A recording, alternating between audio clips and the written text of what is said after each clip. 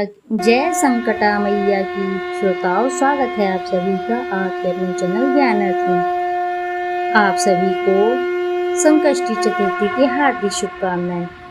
आषाढ़ मास में कृष्ण पिंगल संकष्टी चतुर्थी के दिन अवश्य ही श्रवण करें इस कथा को। चौथ माता की यह कथा जो व्रती सुन लेते हैं उनकी सभी मनोकामनाएं स्वतः ही पूर्ण हो जाती है, दाम्पत्य जीवन सुखमय हो जाता है और दुख दरिद्रता कोसों दूर चली जाती है और निसंतान को संतान की प्राप्ति होती है। इसके श्रवण करने मात्र से जीवन के सभी सुख को भोग कर मोक्ष की प्राप्ति करता है। तो आइए श्रवण करते हैं चौथ माता की व्रत कथा का। एक गांव में एक गरीब बूढ़ी माँ रहा करती थी। ईश्वर की कृपा से उसका एक बेटा भी था।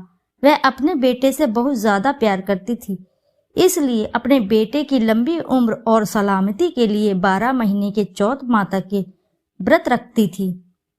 चौथ माता का व्रत सुहागिन महिलाएं अपने पति की लंबी उम्र और अपने बच्चों के अच्छे स्वास्थ्य और सही सलामती के लिए रखती हैं। वह बूढ़ी महिला हर चौथ के व्रत में शहर जाकर अपनी आर्थिक स्थिति के अनुसार पंसारी की दुकान से थोड़ा सा घी और गुड़ लाती थी और 4 लड्डू बनाती थी। 4 लड्डुओं में से एक महिला एक से पूजा करती थी, एक लड्डू हथकार के लिए निकालती, एक से वह चंद्रमा के दर्शन करके स्वयं खा लेती और एक अपने बेटे के लिए रख देती। एक बार उसका बेटा अपनी ताई से मिलने के लिए गया। जब अपनी ताई के घर पहुंचा तो उसने देखा कि उन्होंने वैशाख चौथ का व्रत रखा हुआ था। उत्सुकता से लड़के ने पूछा कि मेरी माँ तो 12 चौथ का व्रत करती है। इस पर उसकी ताई ने बोला कि तेरी माँ तो तेरी कमाई खाने के लिए व्रत करती है। लड़के ने सोचा कि ताई सच कह रही है, वह बुढ़िया लड्डू खाने के लिए व्रत रखती है। लड़के के दिमाग में नकारात्मक विचार घर कर गए। घर आकर लड़का अपनी माँ से बोलता है कि मैं परदेश जा रहा हूँ, तू मेरी सारी कमाई खा लेती है। इस पर माँ ने उसे बहुत समझाया, पर नकारात्मक सोच उसे प्रदेश जाने पर मजबूर कर रही थी। उस बूढ़ी माँ के लाख मनाने पर भी वह नहीं माना, इसलिए उसकी माँ ने उसे साथ ले जाने के लिए चौथ माता के आंखें दिए और बेटे से कहा कि यह आंखें मुसीबत में तुम्हारे काम आएंगी। बेटा कुछ नहीं समझ पा रहा था, लेकिन उसने अपनी माँ की बात मान ली। वह परदेश जाने के लिए यात्रा कर रहा था कि उसको एक नगर में जाते समय रास्ते में एक बुढ़िया माँ देखी। लड़के ने ध्यान से देखा कि बुढ़िया रोती हुई जा रही थी और पुए बनाती जा रही थी। वह रो भी रही थी और पुए भी बना रही थी। लड़के ने पास जाकर उस बुढ़िया से उसके रोने का कारण बड़ी उत्सुकता से पूछा। बूढ़ी माँ ने जवाब दिया कि बेटा, इस नगर की पहाड़ी पर एक दैत्य रहता है। पहले तो वह खाने के लिए इस नगर के लोगों को मार दिया करता था, वह लोगों को मारकर खा जाता है। उसके इस अत्याचार को रोकने के लिए नगर में व्यवस्था की गई कि हर घर से एक आदमी को दैत्य के पास भेजा जाएगा और आज मेरे बेटे की बारी है, इसलिए मैं रो रही हूँ और उसी के लिए पुए बना रही हूँ। उस लड़के ने कहा, तुम ये खीर पुए मुझे दे दो, मैं तुम्हारे बेटे की जगह उस दैत्य के पास चला जाऊंगा। बूढ़ी माँ ने लड़के की ये बात स्वीकार करी। लड़के ने खीर पुए बड़े चाव से खाए और खाकर आराम से सो गया। सोते सोते उसे शाम हो गई। शाम को उस बूढ़ी माँ के पास राजा के सैनिक आ गए और कहा, कहाँ है तुम्हारा बेटा? बूढ़ी माँ ने लड़के से कहा कि राजा के सैनिक तुम्हें दैत्य के पास ले जाने के लिए आ गए। वह लड़का खुशी से सैनिकों के साथ दैत्य के पास चला गया। दैत्य के पास जाकर उसने देखा कि दैत्य बहुत भयानक है। अपनी जान बचाने के लिए वह इधर उधर भागने लगा। तभी उसको याद आया कि उसकी माँ ने उसे चौथ माता की आंखें दिए थे और कहा था कि मुसीबत में तुम्हारे काम आएंगे।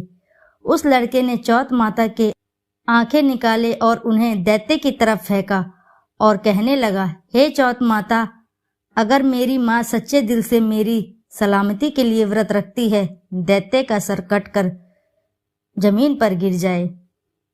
यह चौथ माता का चमत्कार ही है कि उसका वचन कहते ही दैत्य का सिर कट कर नीचे गिर गया। लड़का सही सलामत वापस आ गया। वापस आते देख उसे राजा ने अपने दरबार में बुलाया और बहुत से उपहार देकर रवाना किया। लड़का अपने रास्ते पर आगे बढ़ गया। चलते हुए उसे कुछ समय बाद वह दूसरे राज्य में पहुंचा। उस राज्य में एक प्रथा प्रचलित थी कि बर्तनों के आवे को पकने के लिए एक इंसान की बलि दी जाती थी। राज्य से जाते देख सैनिकों ने उसे पकड़ लिया और आवे में चिनवा दिया। और आवे को पकने के लिए लड़के ने फिर से चौथ माता के आंखें निकाले और बोला, हे माता, अगर माँ मेरे लिए बिना किसी स्वार्थ के व्रत रखती है तो आवे को पकने पर मेरी मृत्यु ना हो। लड़के के ये शब्द बोलते ही आवे पकने पर लड़के की मृत्यु नहीं हुई। जब आवे के बर्तन निकालने लगे तो आवे से मिट्टी की बजाय सोने और चांदी के बर्तन निकले और लड़के ने अंदर से कहा, बर्तन आराम से निकालना, कहीं मुझे लग ना जाए। ये सुनकर बर्तन निकालने वाले आश्चर्यचकित हो गए और उसे आवे से निकालकर राजा के दरबार में ले आए।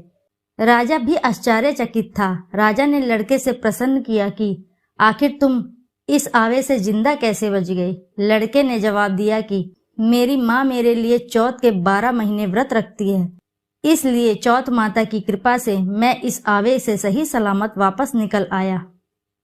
राजा को लड़के की बात पर यकीन नहीं हो रहा था, इसलिए राजा अपनी आंखों से चौथ माता का चमत्कार देखना चाहता था। इसलिए राजा ने चांदी की सुराही मंगवाई और लड़के से कहा कि अगर तुम सच बोल रहे हो तो सुराही की नली से निकल कर दिखाओ। उस लड़के ने देखा कि एक भंवरा सुराही के मुंह से बाहर से निकला है। लड़के ने चौथ माता का नाम लेकर आंखें बाहर निकाले और कहा कि हे माता, अगर मेरी माँ तुम्हारे लिए 12 महीने के व्रत रखती है तो मैं भंवरा बनकर सुराही के मुंह से बाहर निकल आऊं। देखते ही देखते राजा की आंखों के सामने वो लड़का भंवरा बन गया और सुराही के मुंह से बाहर निकल गया। राजा ने ये चमत्कार देखा और आश्चर्यचकित हो गया और राजा बहुत खुश हुआ। राजा इतना खुश हुआ कि राजा ने अपनी पुत्री की शादी उस लड़के से कर दी। पूरे नगर में राजा ने प्रचार करवा दिया कि नगर की सारी महिलाएं चौथ माता का व्रत करना आरंभ कर दें।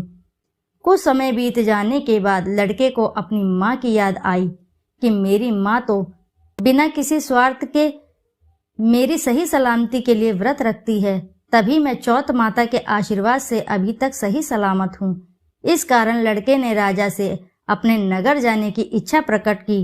राजा ने उसकी बात मान ली और बहुत दान दहेज देकर हाथी घोड़े देकर विदा किया। लड़के के कई दिन यात्रा के बाद वह अपने घर पहुंचा। जिस दिन वह अपने घर पहुंचा उस दिन चौथ का दिन था। लड़का उसी पंसारी की दुकान में गया जहां उसकी माँ हर चौथ को आती थी। लड़के ने सोचा कि आज माँ इस दुकान से गुड़ और घी लेने आएगी। जैसा लड़के ने सोचा था ठीक वैसा ही हुआ। हाथ में लाठी लिए हुए उसकी माँ रास्ते से आते हुए उसको दिखी। उसकी माँ की उम्र बहुत अधिक हो जाने के कारण उन्हें दिखना कम हो गया था, तो लड़के ने उसकी लाठी में पैर मारा और जानबूझकर पुत्र के बारे में अपशब्द कहने लगा। उस बूढ़ी माँ ने कहा, भले ही मुझे गाली दे दो पर मेरे पुत्र को कुछ मत कहना। माँ के यह शब्द सुनकर बेटा उनके पैरों में गिर पड़ा और कहने लगा, मैं तुम्हारा बेटा ही हूँ, मुझे माफ कर दो। माँ ने उसे पहचाना और गले लगाया, पर उनका बेटा इतनी धन दौलत के साथ वापस आया था, इसलिए नगरवासियों ने विश्वास नहीं किया कि वह उनका ही बेटा है। बुढ़िया ने चौथ माता को याद किया और मन ही मन में चौथ माता से कहने लगी, मैंने अगर सच्चे दिल से तुम्हारे व्रत किए हैं तो मेरे स्तनों में दूध आ जाए और दूध की धार मेरे बेटे के मुंह में गिरे। चौथ माता के चमत्कार से बिल्कुल वैसा ही हुआ। दूध की धारा उनके बेटे के मुंह में गिरने लगी। सभी लोग देखकर हक्के बक्के हो गए। उन्हें यकीन हो गया कि यह उनका ही बेटा है और चौथ माता की जय जयकार करने लगे। उस नगर के सभी लोग चौथ माता के व्रत हर महीने रखने लगे। बोलो चौथ माता की सदा ही जय।